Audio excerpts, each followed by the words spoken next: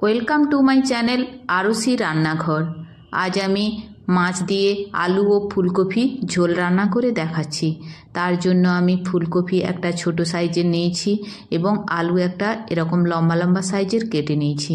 আর নিয়েছি রুই মাছ 4 পিস। নিয়েছি পেঁয়াজ বাটা, নিয়েছি কাঁচা লঙ্কা চিড়ে নিয়েছি এবং ধনেপাতা কুচিয়ে নিয়েছি। আর নিয়েছি প্রয়োজন মতো হলুদ, প্রয়োজন মতো লবণ, কাশ্মীরি রেড চিলি পাউডার এবং 2টো মাঝারি সাইজের টমেটো কেটে নিয়েছি এবং নিয়েছি আদা, সাদা জিরে এবং 2টো কাশ্মীরি লাল লঙ্কা। এই রুই মাছগুলোকে আমি ভালোভাবে ধুয়ে পরিষ্কার করে নিয়েছি। আর নিয়েছি রান্নার জন্য সর্ষের তেল। আর নিয়েছি 1/4 চামচ কালো জিরে। প্রথমে আমি ফুলকপি ও আলু কেটে নিয়েছি, তাতে দিয়ে দেব জল দিয়ে দিচ্ছি 1 চামচ মতো লবণ। লবণ দিলে ফুলকপির মধ্যে যদি পোকা থাকে তাহলে সেগুলো বেরিয়ে আসবে, কারণ কাটার সময় পোকা নাও লক্ষ্য পড়তে পারে।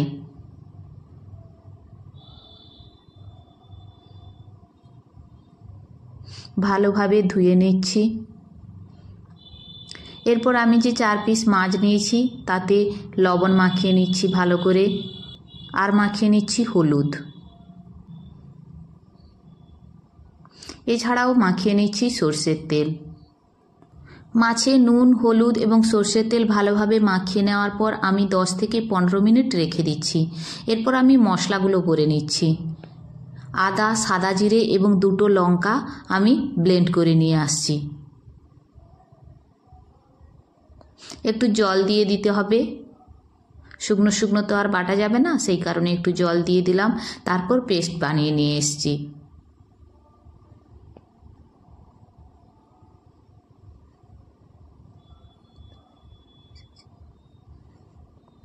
এরপর ওই জারের মধ্যেই আমি দিয়ে দিচ্ছি 2টো যে টমেটো কেটে নিয়েছিলাম, 2টো টমেটো দিয়ে দিচ্ছি।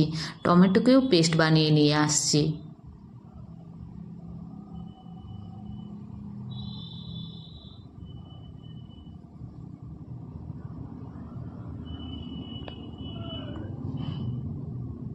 এরপর আমি গ্যাস অন করে দিয়ে একটা কড়াই বসিয়ে দিয়েছি।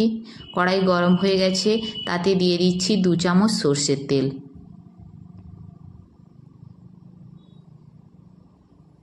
মাছগুলো আমি ভেজে নেব প্রথমে।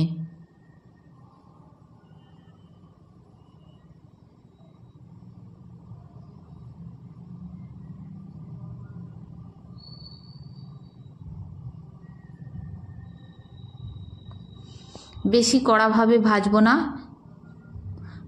এইভাবে ভেজে নিয়ে ওই তেলেই দিয়ে দেব আলু। আলুতে দিয়ে দিচ্ছি সামান্য হলুদ এবং লবণ, দিয়ে কষিয়ে নিচ্ছি। ওর উপরেই দিয়ে দিচ্ছি ওই তেলের মধ্যে ফুলকপি টুকরোগুলো।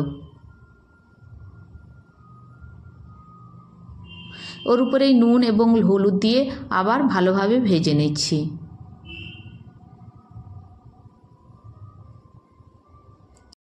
গ্যাসের ফ্লেম আমি মিডিয়াম টু লো ফ্লেমে রেখে দিচ্ছি। আমি আলুগুলো তুলে নিয়েছি, আলুগুলো কষা হয়ে গেছে তাই তুলে নিয়েছি। এরপর আমি ফুলকপিগুলোকে ভেজে নিচ্ছি। ফুলকপি ভাজা হয়ে গেছে, সমস্ত ফুলকপিগুলো তুলে নিলাম। এরপর ওই কড়াইতেই দিয়ে দিচ্ছি আরও 1.5 চামচ সর্ষের তেল। ওতে দিয়ে দিচ্ছি কালো জিরে। কালো জিরে ভাজা হয়ে গেলে ওতে দিয়ে দিচ্ছি পেঁয়াজ বাটা। পেঁয়াজ ভালোভাবে ভেজে নিচ্ছি। ভাজা হয়ে গেলে তাতে দিয়ে দিচ্ছি জিরা, আদা এবং লঙ্কার যে পেস্ট বানিয়েছিলাম ওই পেস্টটা দিয়ে দিলাম। এরপর ওতে হলুদ দিয়ে দিলাম।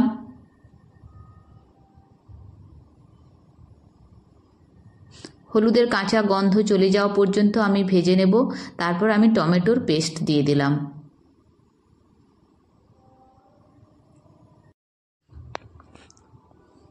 টমেটোর জল শুকিয়ে যাওয়া পর্যন্ত কষিয়ে নিতে হবে। এরপর দিয়ে দিতে হবে এই সময়ই প্রয়োজন মতো লবণ।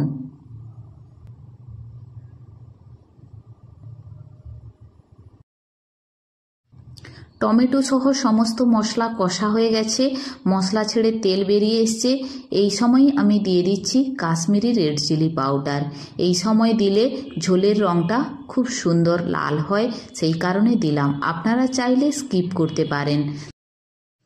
তারপর দিয়ে দিতে হবে ভেজে রাখা আলু এবং ফুলকপি, দিয়ে ভালোভাবে নেড়ে নিতে হবে।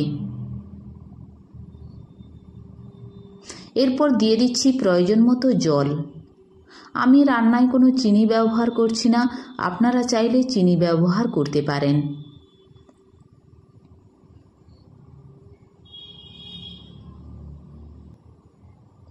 সমস্ত ঝোল ফুটে উঠেছে।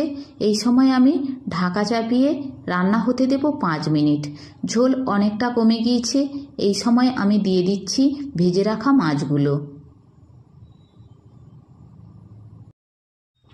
আপনারা এই সময় একটু চেখে দেখে নেবেন লবণ ঠিকঠাক হয়েছে কিনা। লবণ ঠিক আছে, আমার নুন দেওয়ার প্রয়োজন নেই।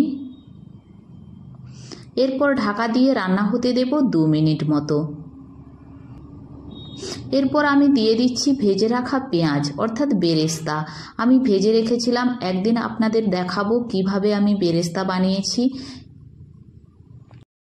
ঝোল নামানোর 1 মিনিট আগে যদি বেরেস্তা দেওয়া হয় তাহলে ঝোলের স্বাদ আরও কয়েক গুণ বেড়ে যায়। আমার ঝোল প্রায় হয়ে এসছে, আর একটু ঝোল মেরে নেওয়ার জন্য আমি ঢাকা চাপিয়ে রান্না হতে দিলাম। এরপর দিয়ে দেব কাঁচা লঙ্কাগুলো যে আমি ফাটিয়ে রেখেছিলাম, সেই কাঁচা লঙ্কা দিয়ে দিলাম এবং সবশেষে দিয়ে দিচ্ছি ধনেপাতা কুচোনো। তৈরি হয়ে গেছে ফুলকপি এবং আলু দিয়ে রুই মাছের ঝোল। আপনারাও এইভাবে রান্না করে খেয়ে দেখুন। খুব রিচ নয়, হালকার উপরেই রান্না করেছি, খেতে অবশ্যই ভালো লাগবে।